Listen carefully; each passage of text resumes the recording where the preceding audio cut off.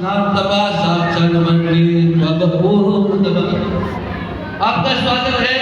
साक्षात भगवान नारायण स्वरूप आप मेरे शरण में आए, मेरे द्वार पर आए हैं। मैं आपकी क्या सेवा कर सकता हूँ? भगवान राम ने कहा मुझे कुछ नहीं चाहिए। मुझे कुछ नहीं चाहिए। आप जैसे इतने सुंदर बालक आप हो तो आपकी शादी करा दो। बोले मुझे शादी नहीं करनी है। शादी करूंगा तो रखूंगा कहाँ? भगवान बलि ने कहा कि मैं आपके लिए महल बनवा दूंगा। अरे महल को बनवा दोगे पर पत्नी बच्चे भी होंगे, बच्चों की पढ़ाई का खर्चा कौन देगा? और उसकी चिंता न करो, पढ़ाई का सारा खर्चा भी मैं दे दूंगा। बोले पढ़ाई का खर्चा भी दे दोगे?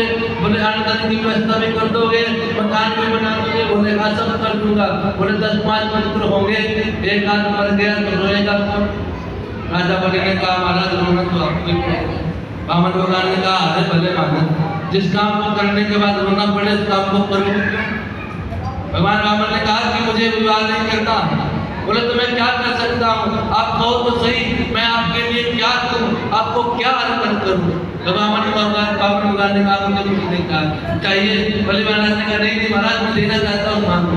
वामन भगवान ने कहा अगर देना ही चाहते हो तो 3 पग भूमि मुझे दे दो। राजा बलि का 3 पग भूमि, प्रभु छोटे से तो आप हैं, छोटे छोटे आपके पांव, 3 पग भूमि का क्या करोगे? बोले नहीं, पदानी त्रीणी देतेंद्र कवानी पदामम। अगर देना ही है तो केवल 3 पग भूमि दूंगा, वो भी अपने पांव से। बोले ठीक है महाराज। बोले ऐसे नहीं, संकल्प करके दूंगा।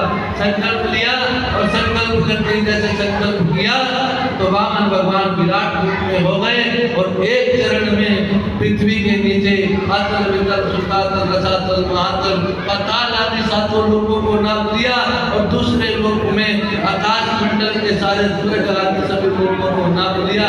तीसरा चरण भगवान ने कहा कहाँ रखूं? वामन भगवान से बलि महाराज कहने लगे महाराज आप ये बताइए कि दान बड़ा होता है या दान देने वाला बड़ा होता है? मुझे दान देने वाला बड़ा होता है। तो प्रभु आपने तीसरा काम मेरे सर में रख दीजिए। वामन भगवान ने तीसरा काम